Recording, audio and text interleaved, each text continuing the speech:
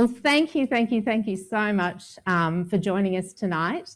Rizzoli came to us, which we just mentioned to our guests, and we were thrilled. Alfresco Emporium, like, you have been such an inspiration to us as a family, to me personally, and to our store. In 2003, when your first book came out, Island Life, it opened up our world to life in the Bahamas.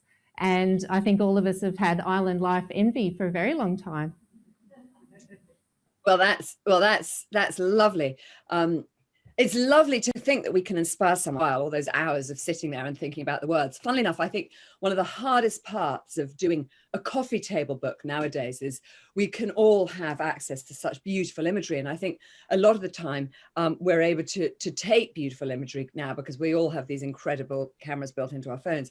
But it's actually the words that accompany the pictures, I think, that's hard. And so often you open up a beautiful coffee table book and you look at the picture, read the words, you're kind of like, it's a little bit methodical. So I wanted it to feel really personal. I didn't want it to feel terribly prescriptive. So in all of my books, and I've got one sitting right here, A Slice of England, I didn't want to talk about the cornices or the colour paint. I wanted to talk about how we were really living life in England and how we're really entertaining in the Bahamas. So I hope that that comes across. So anyone who's got the book, please do read it. Yeah, and that was one of my big notes was just look at it. I loved hearing your story about Mick Jagger turning up, unexpected. And I was wondering if you could share any stories that didn't make the cut in the book. Oh gosh, there are so many stories, and now I'm feeling rather unprepared for that question. There are lots of stories. This Saturday, I'm actually right with my mum, and it's called Tea with Lady P, and I'm never sure about my lovely friends in Australia whether it works. It's at 4 p.m. UK time, which I think is a horrible time for you guys. But I'm coming around to one of the stories that actually I wanted to. Actually, I think I did put in the book. I did put it in the book, but it's worth recalling it here now. And it's just brilliant when you hear my mum telling it. It was in a home in London, and it was a very tall London house. It had a very narrow entranceway, as those London homes do. And the King of Tonga came for tea, as he does, right? Yeah. And the King of Tonga came, and in Tonga, of course, power and status is shown by your weight. So the King of Tonga is a large man, as was his father and his father before. At my mother's house in London, in the narrow hallway, they suddenly realized that he wasn't actually going to be able to fit this way. So he had to like that. And he had to maneuver himself down the corridor like that. And then they got into the sitting room, which was larger, so that was fine. And my mother had been to Fortnum and Mason's, and she had bought a beautiful chocolate cake. And tea was laid out, and His Majesty sat down, and my mother and father sat down. And my mother did what most hostesses do, and she offered it to the king, and he took the entire cake and left the slice.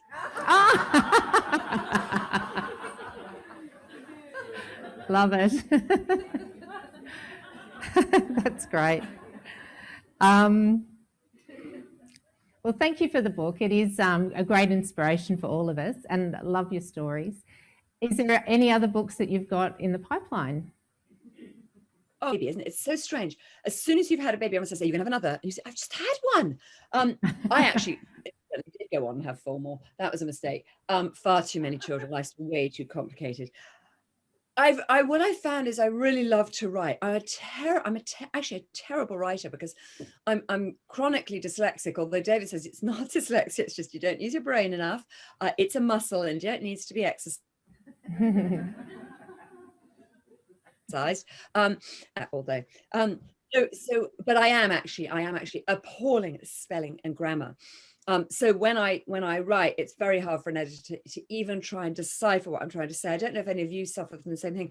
When I also get spell checked to check a word, it doesn't even know what word I'm trying to say because the spelling's so bad.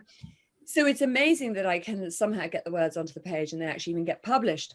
But I have found, and so there are stories building up in me, and I keep thinking, oh, it'd be lovely to put that down. At the moment, there is nothing from a sense of a coffee table book, but my mother and I have just, or are just about to go into an agreement where we're going to do a book about her years with the Queen. We just did a TV show here in England. It was a 1-hour documentary which was shown just before the Queen's birthday with the Queen and being on the Commonwealth tour. So I think that will be interesting, and I'll be guiding that and shaping it and forming it. Oh, that's fabulous. Not many people have got the colourful kaleidoscope life that you do. Has your mum been quite instrumental in getting these talks together, or has that been something that you've thought, I really need to share all of your stories? No, leave me alone, let me have a peaceful life. Having said that, actually, I now sort of explain to her how valuable her memories are, how valuable her experiences are. I've had a colourful life, but none of it is of real value. My mother's life was really of real value. She was that person who was up that tree with the Queen the moment the Queen became Queen. She was sitting with Mahatma Gandhi during prayer meetings. She was a lady in waiting on the Commonwealth tour, and no one else has had those experiences. So I do slightly push her. She fundamentally has said she's retired and she's sitting on the sofa at 92. That's okay. But then I push her to do these things like Saturday Tea with Lady P, because it is interesting to hear her talk. It is fascinating, and also there is always something new that I hear from her. On my Instagram, we went to tea at Fortnum Mason's, which is the oldest English sort of tea house, and it's a wonderful establishment. And it was lovely to be able to go out. I mean, we're all craving anything at the moment. So we went out, and while sitting there over tea, she told one or two things I'd never heard before. And it's amazing at 92 to have the presence of mind and the clarity of mind to be able to recall all these things in a particular, highly amusing way. So I keep saying, we have to share this one, we have to share. So I put it up on my Instagram. She's like, oh, darling, people don't want to hear this. I said, they do. Yes, they do. So everyone's are you drinking champagne? Pardon? Are you drinking champagne? Of course. Cheers. Oh, that's so boring. I've got a cup of tea with oat milk. I'm sure there's a drop of whiskey in there. At the start of your book, you actually say, let's start with a drink. It breaks the ice and sets the scene. So, of course, we've all got a glass of champagne, and we've chosen champagne because tonight is actually a celebration. We can be together. You're not here in person, but you are here very closely. Yes. And how many of you are in the room? I wish I could see the whole room. You can see the whole room. We're going to give you a that's brilliant. Oh, my goodness. Yes. So there's about 75 guests here this evening, and we'll have to tell you, my husband just rang me and said, do you realise today was the coldest day in Sydney in 37 years for June? So everyone is frocked up and got their furs on, and no one's wearing Ugg boots, but they're all looking pretty glamorous in this very cold evening. That's amazing. And of course, here in England, even more incredible, we've actually got the sun out to Miami airport. And I got to the immigration desk, and they're looking through my passport, and the officer says to me, lady, I would just like to warn you, when you exit the building, there is going to be a large ball of fire. And I thought, what's gone wrong? And he was just trying to make a joke because I was English, and he was like, have you ever seen the sun before? Yeah. And you said, do you know who I am? I said, no, I've seen the sun. Yes.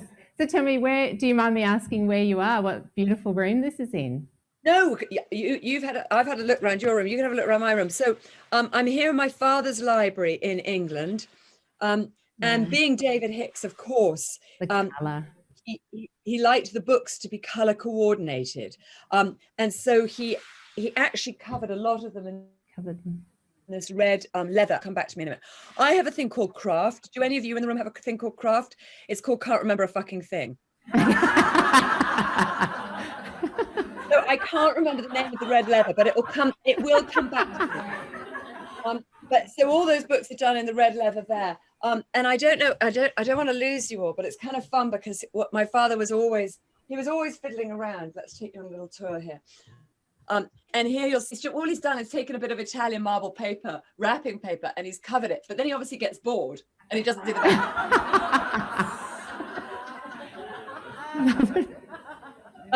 And here we've got Queen Victoria and Prince Albert. and I know all of this is really interesting, but I'm the dumbass in the family who can never remember the history parts of it. Well, that's why you interview your mum. She'll fill you in, won't she? Yes, it's so lovely to see everyone. Oh my goodness, it's so good to be at an event again. And when you talk about your children, did any of them go to boarding school where you went to boarding school? No, but they all went to boarding school, and love it. And I think, you know, again, it totally depends on the child and their character, but all of mine kind of thrived in it. You know, it's alternative life as we did, living on a small island. You know, to begin with, it's the most magical upbringing. It's amazing. You know, you don't see color. Life is very different. It's very free. It's very private. All those wonderful things. But school becomes an issue because, you know, it's a little bit more limiting there. And we wanted them to have some more possibly worldly experiences. And so we decided to send them overseas to school in England, and they asked to. But it's interesting when I ask the kids, now they're older, you know, would you have changed it? Would you have preferred to have been homeschooled? Would you have preferred if we'd moved to England? They absolutely say no. You know, they feel that they got the best of both worlds. They got this amazing upbringing on a very tiny island in the Bahamas, and yet they got an education overseas. So hopefully it works out, and they're not all going to come back and be really angry and in therapy in years to come.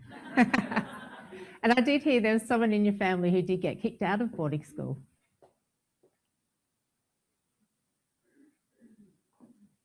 Yes. Yes. You said no question was off limits. That's funny. How did your parents react to that? Would you like to share with our audience what happened?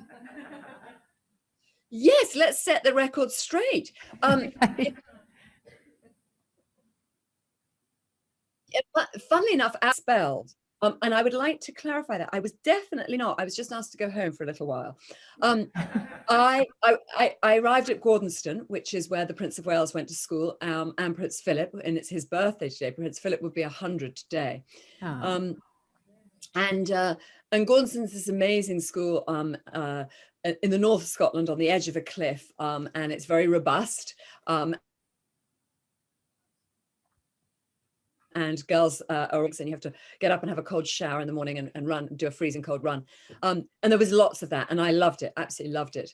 But I had been in a very small girls' school, and suddenly I was in a large boys' school. So of course, yes, I get overexcited. What fun! And you know, after lights out, 2 boys came in. 2, which I always think makes me feel like it's okay, right? Nothing was going on. There were 2 of them. People say, no, maybe it's even worse than we thought. 2 friends coming over. And 2 friends coming over. And of course, the worst thing you can do in a mixed school is have boys in your room if you're a girl. So I was definitely asked to go home for a while.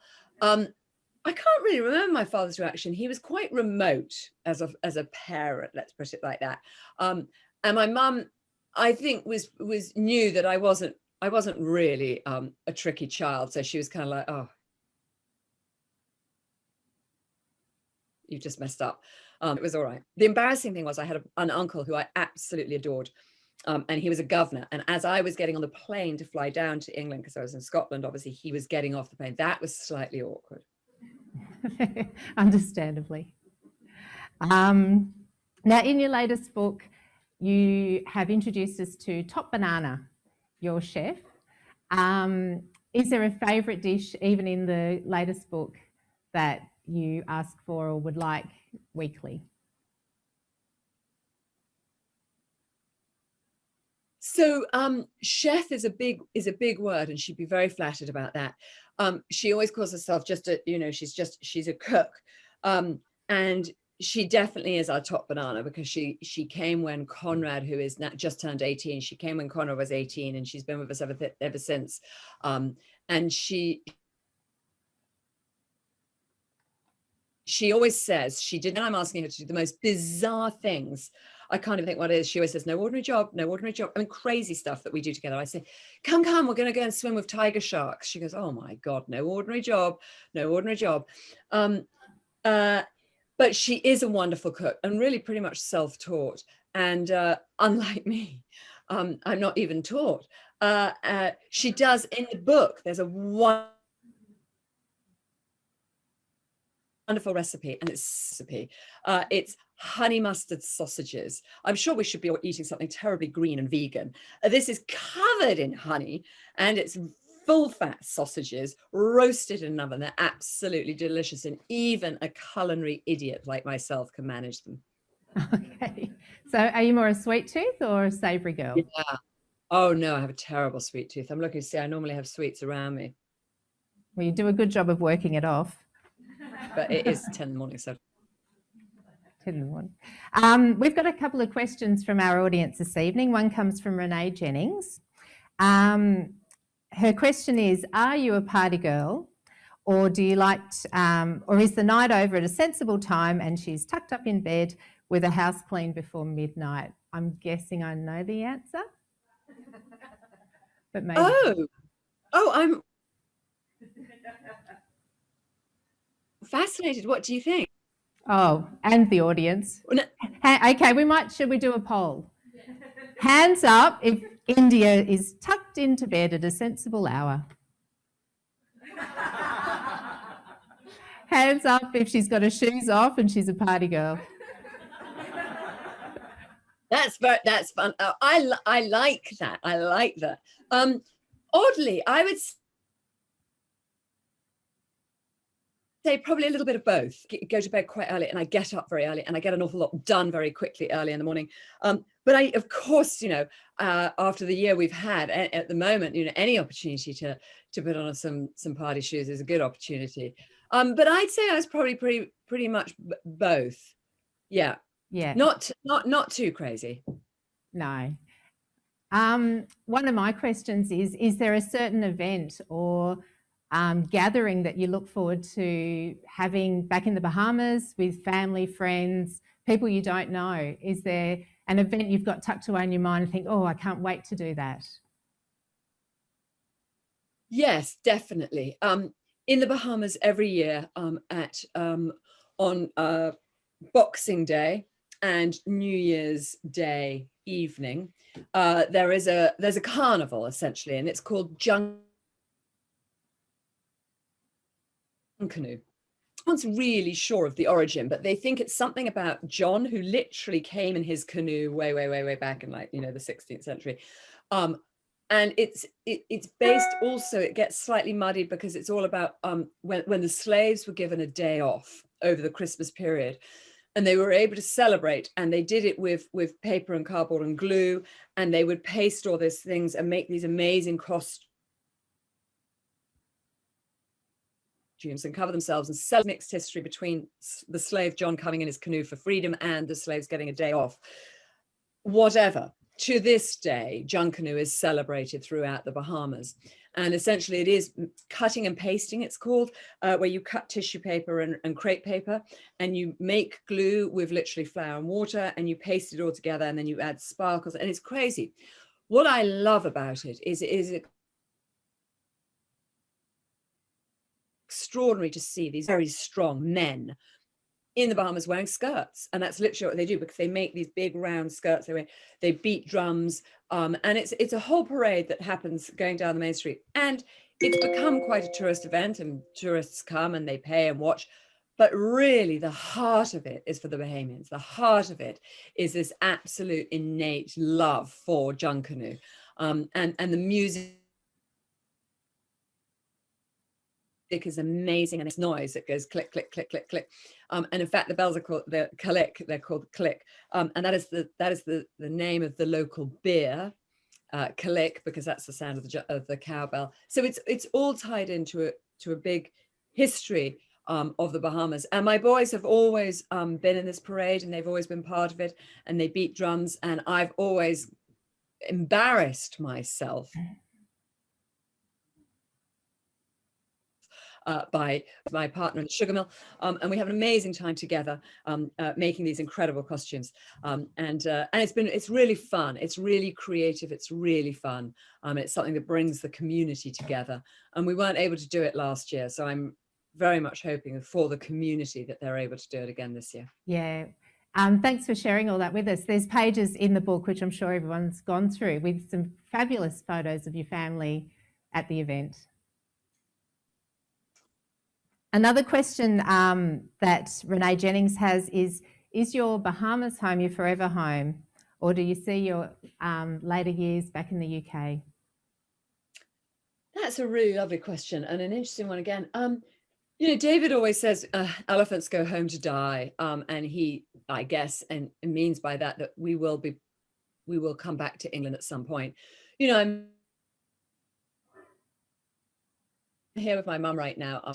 I hope actually to get married, bizarrely, even just those words sound so weird, in a little church just down the road where I was christened and where my father is buried. So there are some very strong ties to the countryside around here. And this does feel home to me. But also the Bahamas, I've lived there for 25 years. I've probably lived over there longer than I've lived here. But I think I would like to be buried close to my mum. Yes. So probably. Yeah. Another question. That's not COVID, by the way. I don't have COVID. Double vaccinated. Oh, you're having some vitamin C. I'm sure that'll help. Yeah, it's going to help. Another question from Alex Burrows. With the developments in technology and social media, have you noticed a change in entertaining? And if so, has it been good or bad? Ooh, maybe it is COVID. Yes, of course. I mean, we all experienced huge change during the last year.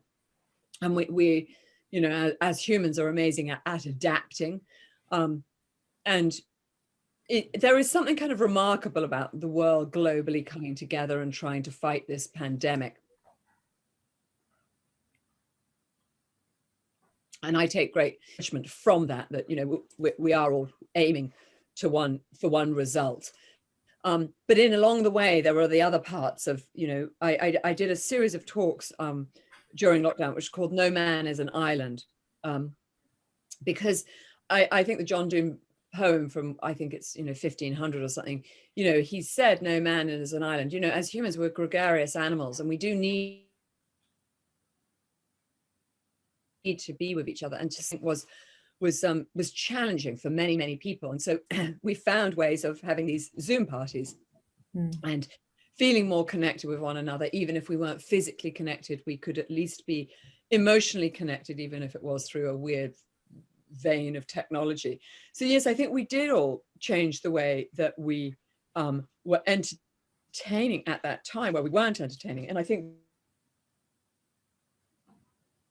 that these parties and Zoom birthdays was good, because it allowed us to come together. And I know people even did wine tasting, and someone had the bottle over there, and someone, crazy stuff. What I found, though, as sort of coming out of it, is that I think we are entertaining in a different way, and still in the fact that actually we've got these, we're still in our bubbles. We're still not really allowed to have. I think New York's changed. I think some parts of America are back to.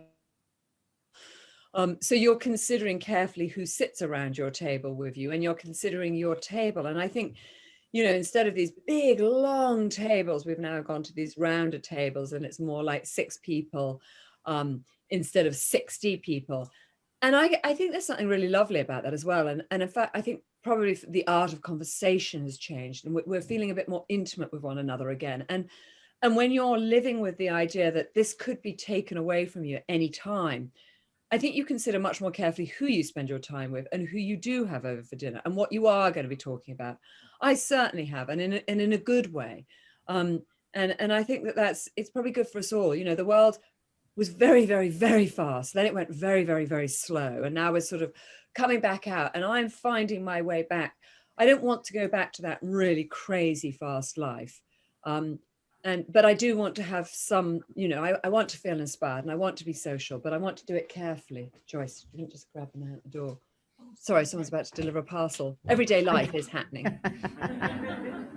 I'm not sure how we're going for time, but it's interesting you talk about gathering in small events and things like that. I've mentioned to you, I've got a small boutique on the Gold Coast, and after our lockdown in Sydney, lockdown across Australia, the first delivery of stock I received was a big box full of sequined camisoles and pants and capes, And I opened the box and thought, oh God, this is going straight on the sale rack.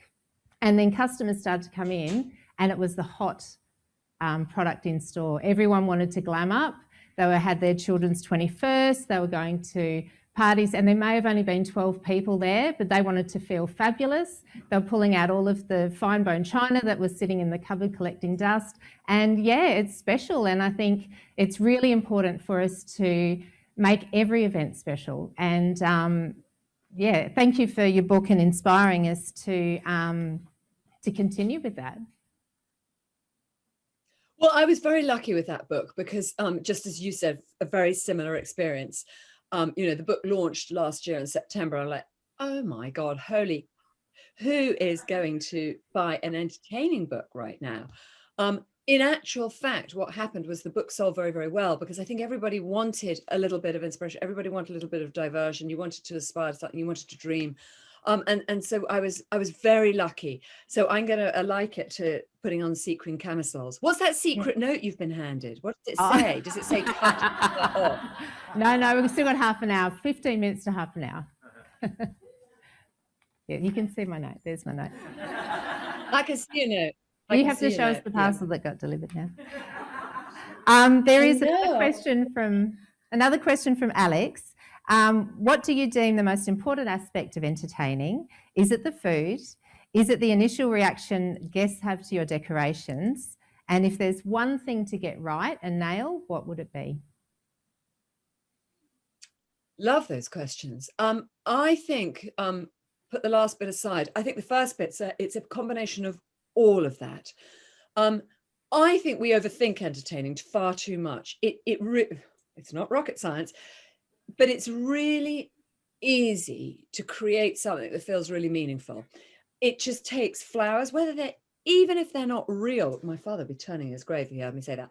But just the atmosphere of flowers, candles, good lighting, a pretty table. And again, your china doesn't need to match. Your tablecloth doesn't need to match the napkins. It just needs to have some lovely vibe going on. There needs to be music. And yes, of course, food is important, but I don't come away from a dinner party myself remembering just the food. I remember the conversation. I remember the lighting. I remember the atmosphere. I remember the whole feeling of the event. So I think it's a combination of all of those. I think what's really interesting is who you invite. And I always say this, I love a placement. I love to be able to seat people. And even when I've got a tiny table with 6 people, I'll think ahead, who's going to be interested by who? Because there's nothing nicer than coming away from it in the evening and having felt you've been inspired or you've had a fascinating conversation. And that normally comes from mixing and matching people together. So give a little thought beforehand to who you're going to invite and where they're going to sit. And sometimes if you find it's actually not going wrong, they are really not enjoying each other, move people around, just say, why don't you move it? So I think we can relax a little bit more. It doesn't need to be so terribly formal. I grew up in a very formal way. And I entertain in a much less formal way. And I hope that every time someone comes to my house or has tea or has lunch or has a drink, they leave feeling that they leave feeling a little bit better than when they arrived. Yeah. One of the notes you put in your book, one of the stories was, I think it was Amory, one of your sons, and at a dinner party, you sat in between a husband and wife. And the husband and wife had quite a different experience of meeting your son when they asked him, or maybe you could tell the story. Oh my God, this is so lovely. It proves you actually read the book. That's fantastic. And you've remembered a story from it. He's called Amory from the Far Side. That's fine. From the Far Side of Paradise by Scott Fitzgerald. And I was thinking today about my children's names, and you're always annoyed when someone copies the name that you've had, right? And you find that other people are naming their children Conrad, or there are lots of little Indias around. I'm always annoyed by that. Then you're annoyed when they don't copy the name as well, because I'm thinking, why aren't there more Amorys around? Actually, it's a very strong name, and he's a very special kid. But he's a very funny kid, and he really is very dyslexic and went to a specialist school for it and has ADHD and all the other chronic things that go with that. But normally those kinds of kids sort of build up barriers and they develop a character in a different way because they're crippled on this side, so they develop something, and he's very amusing. And yes, we went to someone's lunch, and he sat exactly as you've said, between a husband and a wife. And the wife turned to Amy and said, "Oh, what are you doing at the moment?" He was sort of 19 at the time, and he said, "I'm studying film in Savannah, Georgia, and I'd love to be a filmmaker." And she said, "Oh, how fascinating! What kind of film?" And he said, "Well, I like to be an auteur, which is the idea of producing and acting and directing." And she said, "Oh, how amazing!" And he said, "Yes, I'm sort of beginning to get an idea of kind of what kind of genre I'd like to be in, all the rest." Anyway, lunch progressed, and towards the pudding time, the husband on the other side turned to him and said, "Oh, the irritating question again that you ask all 19-year-olds, what are you doing for life?" He just answered the wife. Oh my God. So he said, I'm going to become a baker." And the husband said, "Oh my God." And he said, "Yeah, I'm really interested in bringing back the smell of the cinnamon bun." And he said, "Yeah, it's going to be, I really would love to have a kitchen and to really bring the cinnamon bun back." And afterwards he told me, "Oh, imagine the husband and wife on the way home. They're saying, that kid, India's kid, so interesting that he's making movies." And the husband said, "What are you talking about? He's going to create the cinnamon bun." Maybe him and Domino can go into business. She can do the donuts and he can do the cinnamon bun. Right, and he can do the buns. Yeah. A moment ago you were talking about, the feeling and the vibe that you get from creating an atmosphere and mood when you're entertaining. And I think that's very important in interiors. So you have, I believe, 5 homes in the Bahamas, and are they homes that both you and David have decorated together? Oh my God, you're making me sound like I'm a billionaire. I have 5 homes in the Bahamas. We work quite hard to build these homes and literally build them, from ground up, and very considerately, with the fact that we want to take into account where we live, and we want to be very considerate of the environment and keeping the history alive through how we build and the atmosphere that we create with these homes, and then we rent them out as a business. So I wish I had 5 different houses to choose from. But actually it has been rather lovely to be able to say, right, how would we build something? What do we want it to feel like? Who's going to be coming on holiday in here? And then David has a really lovely, very old home in the heart of the town, on the island. And I'm never sure if it's restoration or what's the other word I'm going around? Restoration or... Thank you. See, I told you, craft. Restoration or renovation. I think it's restoration he did, but if someone can tell me the difference, fantastic. Regardless, he took the home down to the bare bones, but he kept the bones, and that was very important. And he built it back up and really wanted it to feel like it was sort of, sort of 17th century, or just as the island was building more around this time of these wooden houses. So we're very aware of keeping the history of the place alive. Having said that, though, I'm a huge admirer if someone is bold enough to do something modern, but I think it has to be befitting to the environment. So we love to create homes that carry a little bit of history of where they're from. Right. So I don't know, do you have homes in England as well? So I grew up in this house with my mum, and then as the kids got bigger and bigger and bigger, and they were at school over here, and the house seemed to get smaller and smaller and smaller, understandably. And so my mum suggested that maybe we have a little think about our own place, because it was quite a lot, all my children had. So I was lucky enough to inherit a field, and so we built a home on that. And the field oddly was called America Farm. So we just kept it rather like a boat. We felt that it may be bad luck to change it. And it was an amazing project to do, because it was so different to the Bahamas. And it really brought together both David's and my love for not only architecture, but interiors, and also, as we said, a bit of a history. So it looks like a Georgian farmhouse set in the middle of the Oxfordshire countryside, which is very befitting to the area that we live in. And now we rent it out, and then on occasion we're in it, and so we're sort of in and out of it. But these are really sort of projects that we take on with a view to living in them personally, but then feeling that obviously there are times where we need to add a little income, so we rent them out. And are there any little touches of the Bahamas in your English home? Yes, yes. There's a wallpaper by Cole and Son that I love. That's it's a very subtle palm, and I have it in my shop in the Bahamas, in the changing room, and I also have it in the loo here in England. Or powder room, we like to say. You would say powder room. Powder room. Now, India, I've really enjoyed listening to some of your chats on No Man is an Island. One thing that you do at the end of your chat is a little Q&A, and I hope you don't mind. I've put some together for us this evening. Oh my God. You're in the firing line. Okay, here we go. Oh God. Would you prefer, because I know you are a big Sean Connery fan, a 6-hour flight on the Concorde with Sean Connery or sailing around the Bahamas with Ernest Hemingway? Oh, definitely sailing. I don't want to be on an aeroplane for 6 hours, regardless of who you're with. This is a quick one. Pineapples or bananas? Pineapples. Pineapples. Jet ski or surf? What was that? Jet ski or surf?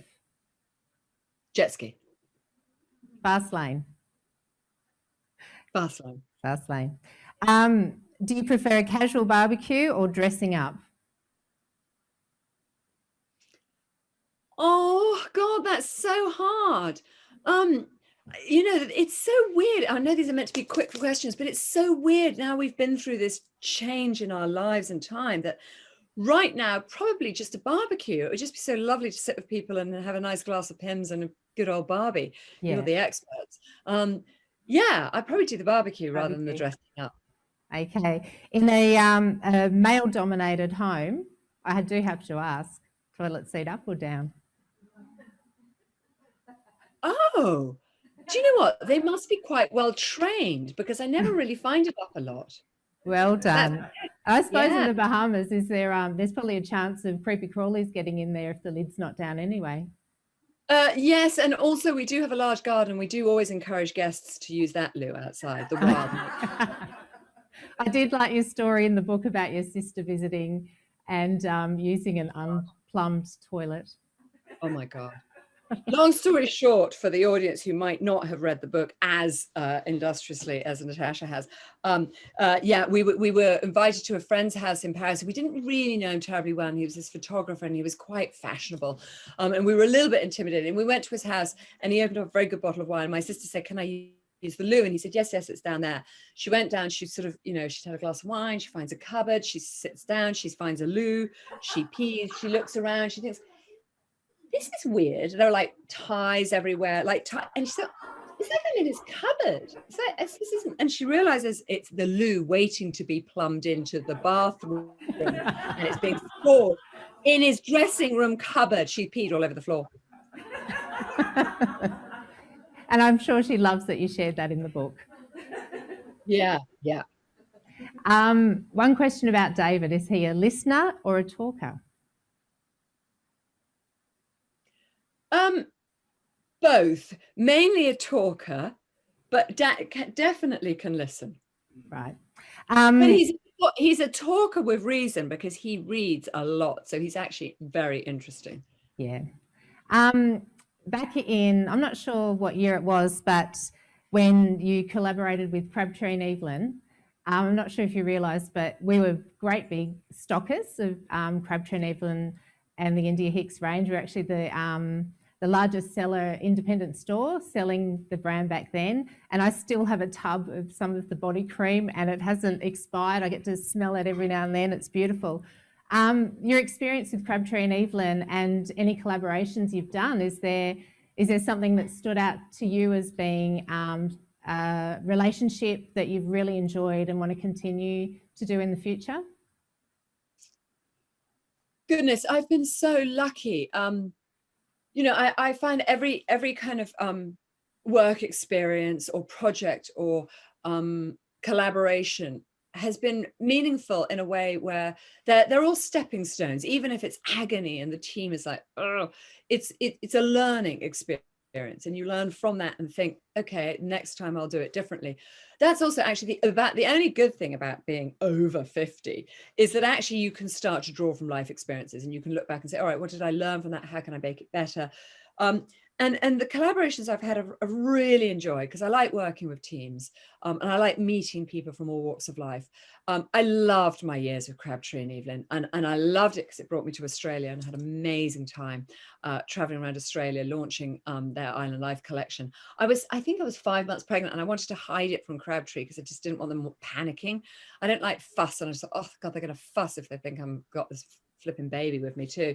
So I just was really quiet about being pregnant the whole way around. But it was an amazing time with them.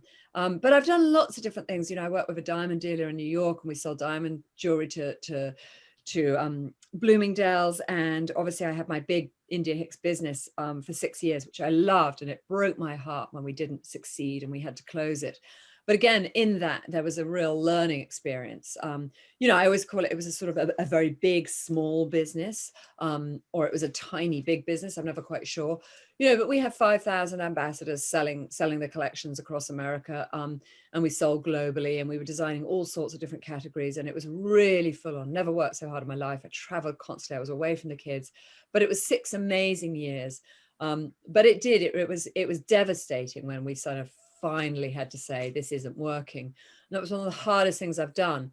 But it was also interesting now looking back at kind of how you pick yourself up after that. And you kind of go through the kind of, I mean, shame is a tough word, but it wasn't sort of so much the shame, because I could see where we had gone wrong, and I knew I'd worked my hardest. But I felt disappointment for the girls who'd come on board, and just disappointment that it didn't work, because I loved the idea of it. We really were truly empowering these women. And they learned to do their tax returns, and they gave meaning to their lives. And not that they were, they weren't vacuous women at all. They were highly educated, bright women, but we all came together and we all felt something in excitement. And it just didn't work. And sometimes in business, the timing's not right, or the stars aren't aligned. But it's the kind of after bit that mattered. It was the after bit. And I grieved for a little while, and I went away for the summer with my kids, and I went with 2 of them, and we learned to kite surf. I thought, let's just do something stupid and bonkers. And that was amazing. And then this hurricane came, and we went through the most devastating hurricane, and 2 neighboring islands were completely wiped out. And so I got very, very involved in fundraising, and then sat on the board of this foundation called the Global Empowerment Mission, which I have really come to admire, and I'm very involved with them. And now I sit on their executive board, and it's not just Bahamas that I'm involved with, I'm involved globally. And it kind of gave me a new perspective. And in a way I thought, maybe there was sort of meaning to the whole path. And so I've worked a lot with these relief agencies since then, and being able to sort of hopefully bring something to that. And now I'm back designing a little bit in a completely different way, just tiny little projects, but I love to design. So it's nice. So, I'm in a very different space to the one I was before, but I don't regret any of it. None of the projects, none of the relationships, none of even the losing the business. Possibly that was meant to be. Possibly I was meant to be doing something else. Well, I think, isn't there a phrase that you learn more from your failures than your success? Yeah, I think that's absolutely how you deal with it. And I did listen to a podcast that you did last year, and one of the things that stood out to me was your reaction to and your attitude to that. And I admired that greatly. Thank you. Just finally, on a happier note, we've got a little this with this that we wanted to finish off with. This or that. Okay. Oh, this is fun. This is a little game that we've come up with for you. Okay. Ooh. I'm going to hold them up and you have to tell me your preference. It's not market research either, by the way. This or this? Oh, blue every time. I was wrong on that one.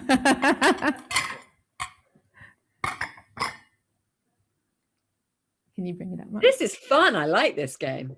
We've got Frida. This marble statue I'm about to drop. This or this? Oh my God. Wait, do you sell these? Absolutely. That is interesting. So I'd be fascinated to know what you sell more of. Well, if I was in the Bahamas, I would probably have Crazy Frida somewhere in a house. But here in England, I would have the bust. She'd look lovely on the mantle behind you, wouldn't she? Exactly. Although Frida, your father, David Hicks, might have picked Frida to sit behind you. wait, so you sell those things. How many of those do you sell? Who sells better? After Frida or the tonight, we'll sell a whole lot more, I'm sure. And finally, India, this or this? Come on. Come on, everybody. We know which one. It's got to be an entertaining story. Well, thank you very, very much for joining us this evening. It's been an absolute honour to sit here and chat to one of my idols. And thank you for taking the time. And we love following your lifestyle on Instagram. If anyone isn't following India, it's India Hicks Style. And thank you. Thanks for sharing your world with us. Oh my God, this felt so lovely.